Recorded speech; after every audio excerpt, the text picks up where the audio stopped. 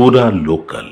సరే, మీరు వక్ఫ్ బోర్డు ఎత్తేయకపోతే బయటి దేశాల్లో ఉన్న వాళ్ళు కూడా వాళ్ళకి సంబంధించిన వాళ్ళు ఇక్కడికి వచ్చి దేశాన్ని నాశనం చేస్తారని చెప్తున్నారు. మరి భారతదేశం వాళ్ళు వేరే దేశంలో ఉంటున్నారు, బంగ్లాదేశ్లో హిందువులు. మరి వాళ్ళ మీద ఇప్పటికీ దాడులు ఆగట్లేదు. మరి కారణం ఏంటి అంటే అక్కడ బంగ్లాదేశ్ ప్రభుత్వం ఏదన్నా వాళ్ళ కావాలనే హిందువుల మీద దాడులు చేస్తుందా, లేకపోతే దాని వెనకాల ఉన్న మర్మం ఏంటి? మర్మాలు శాస్త్రాలు ఏం లేవు. పర్సిక్యూషన్, తెలుగులో చెప్పండి. పర్సిక్యూషన్, మారణ హోమం. అదర్ దెన్ ముస్లిం ఎవరిని కూడా బతకనివ్వద్దు ఈ భూమి మీద అన్నటువంటి ఒక ఛాందస్మైనటువంటి ఇస్లామిక్ ఛాందస్వాదులు వాళ్ళ పాకిస్తాను, మొన్నటి ఆఫ్ఘనిస్తాను, పాకిస్తాను, బంగ్లాదేశ్ ఈ ప్రాంతాల్లో కరడుగట్టిన వాళ్ళు కాఫీలను బతకనివ్వద్దు. వాడు క్రైస్తవుడైనా, వాడు హిందువు అయినా, ఇంక ఏ సిక్ అయినా, సర్దార్జీ అయినా, జైనుడైనా, బౌద్ధుడైనా, ప్రామినెంట్గా ఇవే కమ్యూనిటీ ఇవి కదా, ధర్మాలు కదా, వీళ్ళు ఎవరిని బతకలేదు. కేవలం రిలీజియస్ పర్సిక్యూషన్, మతము ఆధారంగా మారణహింస. ఇది పాకిస్తాన్కు, బంగ్లాదేశ్కు కొత్త కాదు. 1930 ప్రాంతాల్లో ప్రారంభమైంది, మహమ్మద్ అలీ జిన్నా గారి పుణ్యవాణి. అక్కడి నుంచి నెమ్మదిగా లాహోరు, ఇటు కరాచీ, రావల్పిండి, ఇక్కడిక్కడ ఉన్నటువంటి హిందువులందరినీ కూడా నెట్టుకుంటూ చంపుకుంటూ మారణహోమం సృష్టించారు. ఇది చరిత్ర. ఈ చరిత్రని ఈ కుహానా కమ్యూనిస్టులు, కుహానా మేధావులు, ఈ దొంగ కాంగ్రెస్ వాళ్ళు, లేకపోతే ఈ బుద్ధి మనవం లేనటువంటి రాజకీయ నాయకులు దీన్ని మన నుంచి దాచిపెడుతూ వచ్చారు. దొంగ కాంగ్రెస్ అంటే మరి మీదే పార్టీ? ఏ కాంగ్రెస్? నాకేం పార్టీ? నేను రాజకీయ ఎవడైతే అబద్ధం చెప్తారో వాడు దొంగే. మరి మీరు ఒక పార్టీలో ఉంటేనే కదా వేరే వాళ్ళని దొంగ కాంగ్రెస్ అవసరం లేదు. నన్ను రాజకీయ విశ్లేషకుడుగా పరిచయం చేసిన తర్వాత భూమి మీద ఉన్న ఏ పార్టీ పైన మాట్లాడే అధికారం నాకు ఉంటుంది. ఓకే, అంటే బీజేపీని కూడా తిట్టే అధికారం ఉంటుందా? భూమి మీద ఉన్న ఏ రాజకీయ ఆమె లాయర్ బై ప్రొఫెషన్, ఆమె పొలిటికల్ అనలిస్ట్. ఓకే. రెండోది, నేను ఒక సామాజిక ఉద్యమ కార్యకర్తను, అనేక సామాజిక ఉద్యమాల్లో పాల్గొన్నా. నన్ను మాట్లాడొద్దంటే లేదు, చేతులు కట్టుకోమంటే ఇట్లా లేవు, రామరామ కృష్ణ లేకపోతే అది అంటే మళ్ళీ నువ్వు ఛాందస్వాది అంటావు. అట్లా కాదు.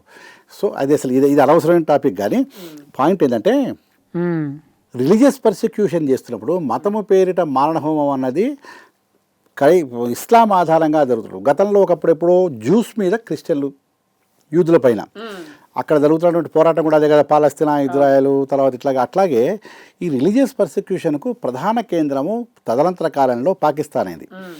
ఈ పాకిస్తాన్లో ఇప్పుడున్నటువంటి పాకిస్తాన్లో కూడా ఒకప్పుడు సగం మంది 24-25% మంది హిందువులే. ఇవాళ 1.5% ఉన్నారు. బంగ్లాదేశ్ పరిస్థితి అదే. అసలు బంగ్లాదేశ్కు మనం చేసిన సహాయానికి వాళ్ళు ఒక 10 జీవితకాలాలు మనకు రుణపడి ఉండాలి. అంటే మన భారతదేశం వాళ్ళ కాళ్ళు కడిగి వాళ్ళ నెత్తిలో పెట్టుకోవాలి. ఇంత కించిత్ కూడా అనుమానం లేదు. కానీ ఈ ఇస్లాము లేకపోతే మహమ్మదీయ మతము అన్నటువంటి వచ్చిన తర్వాత రిలీజియస్ పర్సిక్యూషన్ అంటే మళ్ళీ నువ్వు చెప్పినట్టు ఈ మతం ఆధారంగా మారణహోమం సృష్టించడం మొదలుపెట్టిన తర్వాత బంగ్లాదేశ్లో, పాకిస్తాన్లో ఈ రకమైనటువంటి వీళ్ళకు అది సాక్ష్యం అవసరం లేదు. ఆఫ్రికాలో వర్షం పడితే బంగ్లాదేశ్లో హిందువులను చంపుతారు. ఏందిరా అంటే ఆఫ్రికాలో వర్షం పడదటాడు. కారణం అవసరం లేదు, దానికి లాజిక్ అవసరం లేదు, తర్కం అవసరం లేదు. హిందువుల అమ్మాయిని ఎత్తుకపోవాలి, మానభంగాలు చేయాలి, 10 మంది 20 మంది అనుభవించాలి, మళ్ళీ తీసుకొని వదిలిపెట్టాలి.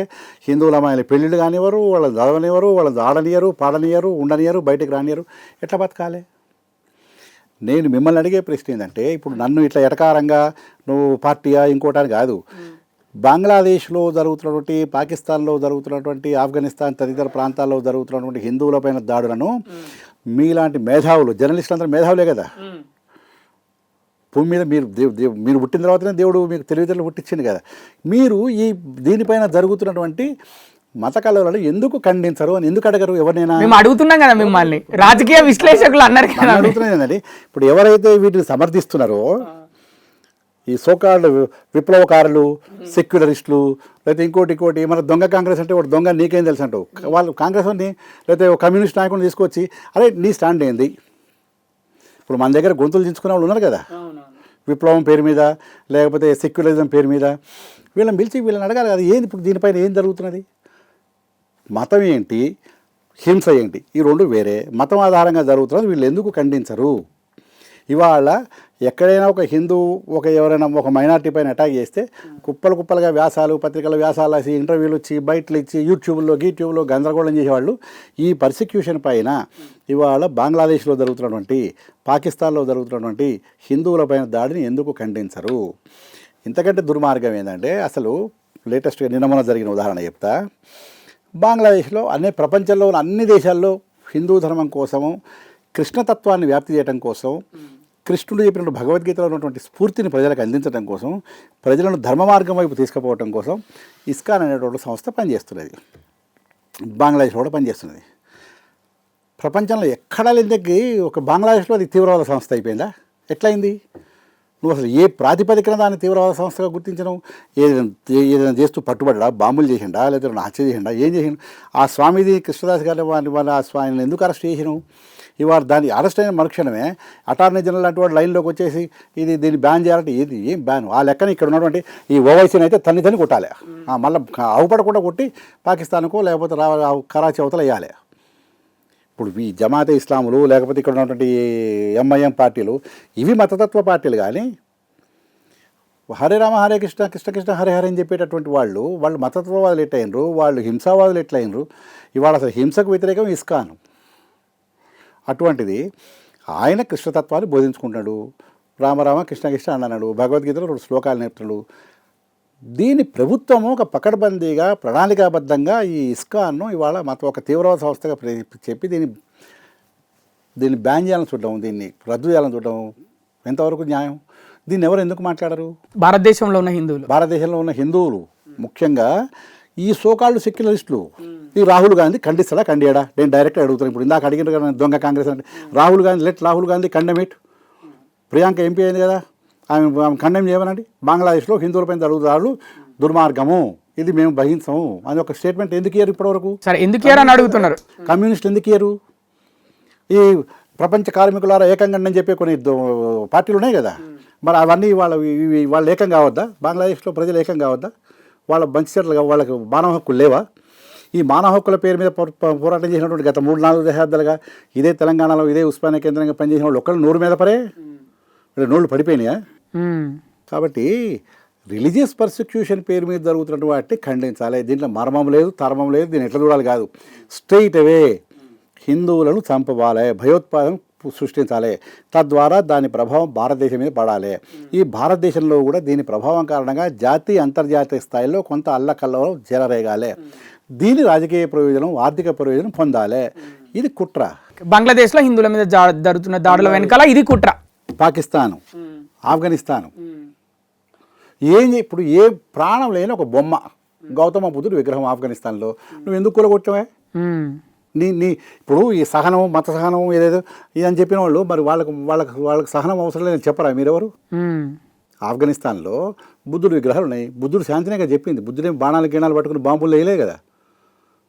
బుద్ధుడి విగ్రహాలు కూలగొడుతున్నప్పుడు నీకేం నోరేమైంది, నువ్వు ఎందుకు మాట్లాడి తప్పు అని వాడికి చెప్పేటోడు లేడే. వానికి తప్పని చెప్పు, నీ కుతిక కసకని వస్తాడు. అదే ఆఫ్ఘనిస్తాన్ వాళ్ళు వచ్చి ఇక్కడ అయితే హ్యాపీగా ఉంటున్నారు, మన భారతదేశంలో చదువుకుంటున్నారు యూనివర్సిటీలలో. నేను అనేది రిలీజియస్ పర్సిక్యూషన్ జరుగుతున్నప్పుడు నీ నోరు ఎందుకు లేవదు? ఒకటి, దీని వెనకాల ఒక జాతీయ అంతర్జాతీయ కుట్రలు ఉన్నాయి, ఆర్థిక సామాజిక రాజకీయ ప్రయోజనాలు ఉన్నాయి, కొంతమంది దుష్ట శక్తులకు వాటి కోసం చేస్తున్నారు. అందుకే వాటిని సమర్థిస్తున్నారా? ఈ సోకాల్డ్ సెక్యులరిస్ట్ అందరూ సమర్థిస్తున్నారు. నువ్వు ఎప్పుడైతే అన్యాయాన్ని వ్యతిరేకించలేదో యు ఆర్ పార్ట్ ఆఫ్ అన్యాయం, అంతే, సమర్థించినట్టే. ఇప్పుడు నువ్వు కూడా పూరా లోకల్ రిపోర్టర్ జర్నలిస్టు బాలకృష్ణ కూడా ఎప్పుడైతే ఈ బంగ్లాదేశ్ పాకిస్తాన్లో జరుగుతున్నటువంటి హిందువులపై జరుగుతున్న వీటి గురించి ఇంత ఇదిగా పూర్తి చేస్తుంటే పరోక్షంగా వాటిని సమర్థిస్తున్నట్టే, సమర్థించిన ప్రతివాడు దేశద్రోహే. సరే, ఒక రాజకీయ విశ్లేషకుడుగా చెప్పండి, చివరిగా ఇప్పుడు ఇన్ని దేశాల్లో హిందువుల మీద దాడులు జరుగుతున్నాయి కదా, వారి పరిస్థితి ఏంటి? వాళ్ళ పరిస్థితి ఏంటి? వాళ్ళ పరిస్థితి సంఘటన కావాల్సిందే, అంతేనా? ఇంకా హిందువులు సంఘటన కావాలి. హిందూ సంఘటనకు ఎక్కడెక్కడైతే హిందువులు ఉన్నారో వాళ్ళ సామాజిక ఆర్థిక రాజకీయ ప్రయోజనాలను కాపాడడం కోసం ఇక్కడ ఉన్నటువంటి హిందువులు సపోర్ట్ చేయాలి.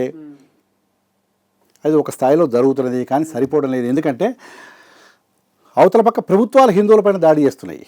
బంగ్లాదేశ్లో కానీ ఇక్కడ కానీ, అక్కడైతే ఐఎస్ఐ నేతృత్వంలో కానీ, ఇక్కడ బంగ్లాదేశ్లో కానీ బంగ్లాదేశ్ జాతీయ పార్టీ నేషనలిస్ట్ పార్టీ BNP వీళ్ళు వాళ్ళకి సపోర్ట్ ఎక్కడి నుంచో వస్తున్నది.